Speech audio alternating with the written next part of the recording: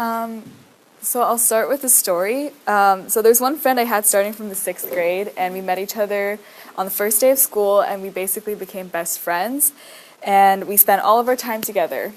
Fast forward to the end of middle school, and we were still very close, but things started getting a little bit rough for my friend because one of her family members was sick, and I remember how she slept over at my house the night before they passed. And after that sleepover, I rarely saw her, only catching glimpses of her to not seeing her at all for months at a time.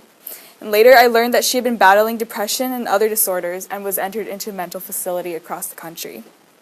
Although she's doing much better now, I still wonder if there is anything I could have done to help her or prevent her from spiraling out of control. My name is Jackie Han, and today I'll be talking about depression and its symptoms, causes, and my learning process through this project. I chose the stigmatized topic of depression simply for that reason. I think that more people should talk about it in order to get help. I think I was mostly inspired to talk about depression and choose this as my topic after Speak Up for Change Week. And there was so much support in the school and the community during that time, and I wanted to spread awareness of these issues.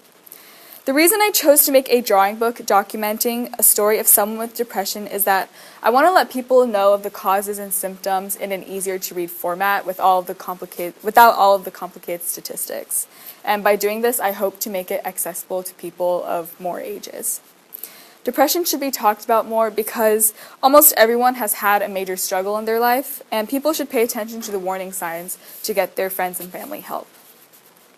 So through this project, I learned that depression has a strict definition, symptoms, and even a biological effect on the brain, just like any other disease does. So I was confused why depression is still seen as a disease that can be controlled by the person.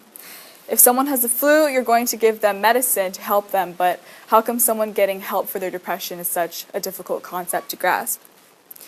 I also did not know that some people can simply be born with depression, something I discovered through my research, according to WebMD. And it's because someone can just be born with impaired or abnormal neurotransmitters. So I found this picture of, so in this study, people were shown happy images, and clearly the person who's depressed, their brain is not lighting up at all. And it really shows how their anatomy is the conditions out of their control. Also, facing unrealistic expectations was listed as one of the major risk factors, and that's something I think applies to our area. And according to the Depression and Bipolar Support Alliance, 1 in 8 adolescents have had depression, and this was a study in 1996, and the percent of adolescents with depression is still on the rise.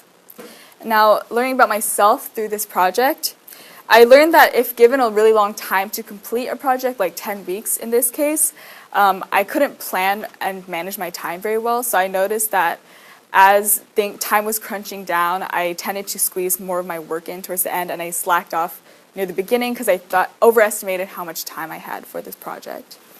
And also a challenge that I had while making my story, while writing it, I noticed that I wrote with way too much detail, and so when I reached the middle of my story, I realized that if I wanted to make it easy and simple to read, I'd have to cut down all of the detail that I put in it.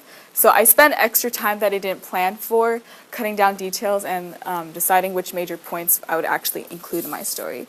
And because of that extra time, I did not end up finishing the book, but I ended up only finishing about half of it.